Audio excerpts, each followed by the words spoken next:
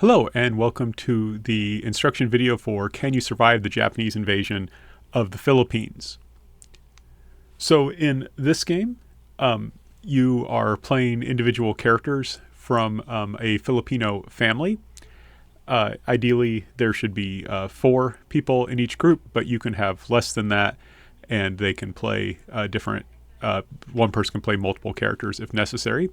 But on each card, you'll see they have like a name, bravery, and this is how many dice they roll during a bravery check. Cunning, how many dice they roll during a cunning check. Diligence is how many dice they roll during a health check. And in these checks, 4, 5s, and 6s count as successes. You'll be asked to count successes. Health is how much health they have. If they lose a health, they cross off a box. If you cross all of your boxes, your character dies. And one thing that makes this game a little bit different than other games in this Can You Survive series is that when you draw from the event deck, sometimes there are additional family members. If you draw an additional family member, that costs 2 extra food. They don't add to these other numbers, though. That's why they're not played as characters, but you do have to increase your food by 2. And one thing with the health boxes, they also have health. They can also die. So you have kind of 2 options for this. You can put all the cards in little plastic sleeves and then use like a dry erase marker to mark on them, or you can make sure the students have pencils and they can just write on them with pencils because if they use pens, you can't really reuse the card, but they'll be in the event deck. So if they mark on the card and they can't erase the marks, you'd have to like redo those cards from the event deck, which is kind of a pain. So just a thing to keep in note. I like using plastic sleeves, but you could use plastic sleeves or just cards that you can redo. So in the event deck, there are 2 types of cards. So one card is like this that says something happens. So it is hard to obtain food. Subtract 2 successes during the hunger check. On the right there is a family member. Your cousin Pedro has come to live with you. Increase the amount of food needed. And that's by 2, but you can increase it to 3 if you want. However, he is very lucky. Each family member may change 1 failure into a success on any roll each turn. So what happens, each family member that comes, sure, they cost more food, and that can, depend on which one you get, that can cause difficulties, but they also can do this. This guy can change a failure to a success, and that could be during a food check or a bravery check or anything like that. This game also, it's possible for people to die. There shouldn't be a large number of deaths, but deaths do happen. And so there are some extra cards. So it's up to you. If someone dies, that's a character, like a student, you could, if they're a group that's less than 4, you could just say, okay, well, share the cards out. So, if you had 3 people playing 4 characters and a character dies, okay, just make sure everyone is now playing 1 character. Or you could replace them. I like to replace them after 1 turn. I like them to sit out at least once so they can feel the stakes of that. But I don't like them to sit out more than 1 turn because it gets boring. But there are replacement cards. And so you can see here's a couple, Altia Mayor and Maria Mayor. So there is a board that goes with this game. And you start off, you place a total food needed is 8 because you start off with 4 and each person needs 2 food. So they start off at 8. And then you add 2 food counters to the stored food box.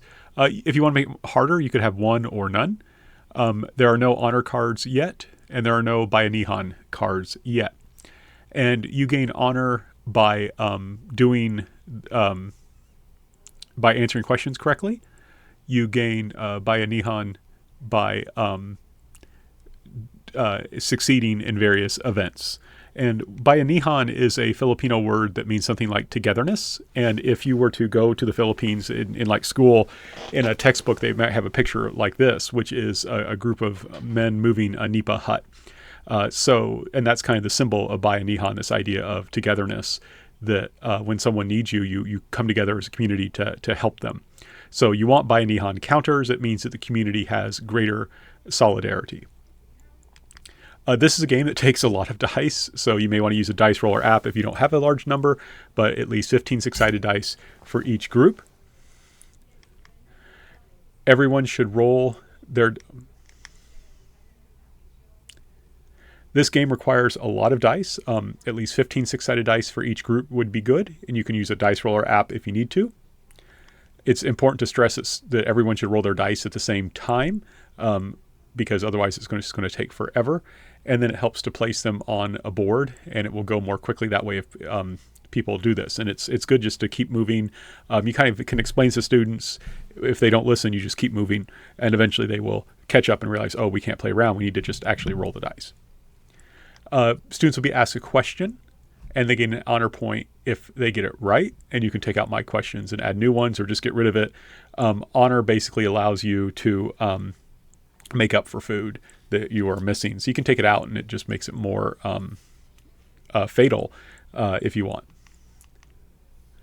Each turn, students will also draw a card, and then there will be an event. So, for example, in this event, Japanese troop sees rice, only 5s and 6s count during the hunger check this turn. So instead of 4, 5, 6s count, and only 5s and 6 count. For the hunger check that you'll do each turn, each family member rolls a number of dice equal to their diligence number. So if you had a diligence of 3, you would roll 3 dice. Diligence of 4, you'd roll 4 dice, and so on. And then you count the number of successes, which are 4, 5s, and 6s, unless otherwise noted, and then add that many food counters to the earning box on the board. So, for example, if the family were to have a total of 9 successes, they would add 9 food counters to the earning box on the board. Remove a number of food counters equal to the number in the food needed box. So you start off needing just 8. So if you had 9 food, you would remove 8. You'd have 1 left over. You would be fine.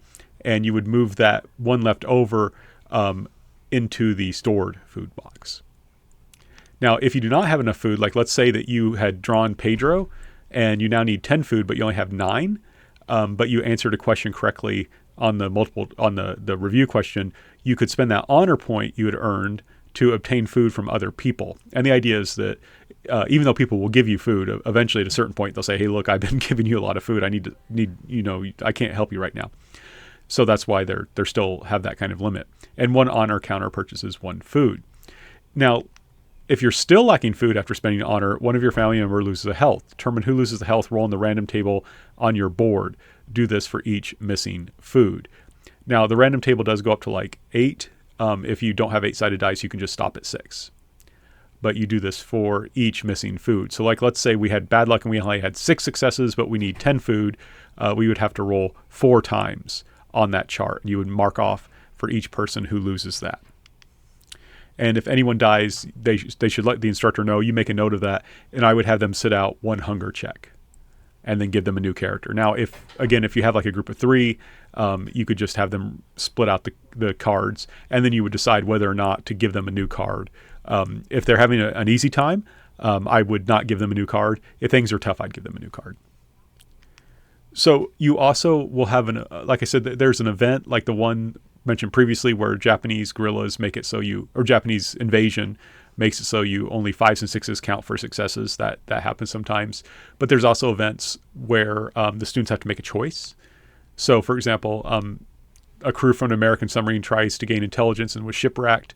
They were captured. And so you have the option, do you attack the Japanese forces, which you make a bravery check? Do you wait and try and break the Americans out later, which requires cunning? Or do you do nothing? If you do nothing, you make the next hunger check with only 5s and 6s counting as successes. And the idea is that you showed that you lacked by a Nihon. And so you didn't help other people, so people are less likely to help you.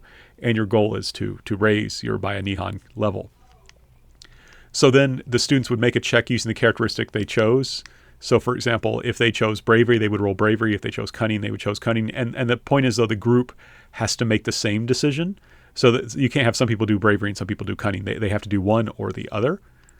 And then this happens based on how well they did, right? If you had 8 or more successes with cunning, you trick the Japanese soldiers and rescue the Americans, you gain 2 by Nihon counters.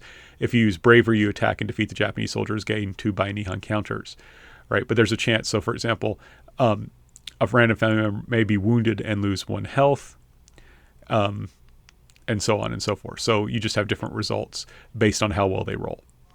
So to end, we talk about how the Americans have arrived. So it's now time to work together to bring liberation. And part of the goal here is to show how that it wasn't just an American show, the war in the Pacific, that it was important that the United States worked together with allies like Filipinos in order to win the war at a minimum cost. So at the end, you have everyone roll their cunning and their bravery and count their successes. And then they count their Bainihan counters and add that number to successes to get your total victory points. So it's good to go around. I find students have trouble with this sometimes. So you want to have them roll their cunning and bravery and get them to like write that number down and the number of successes, and then tell them, okay, now count your Bainihan counters, do that. And then that's your total. So you then compare that number of victory points to this chart. Less than or equal to 15 successes, you win, but it's very costly. 16 to 25 successes, it's and this is for each group, so each group is treated individually. But at 16 to 25, it's seen as acceptable losses. More than 25 successes, it's minimal losses. But hopefully that will be an interesting game that shows this importance of Americans and Filipinos working together for victory in World War II.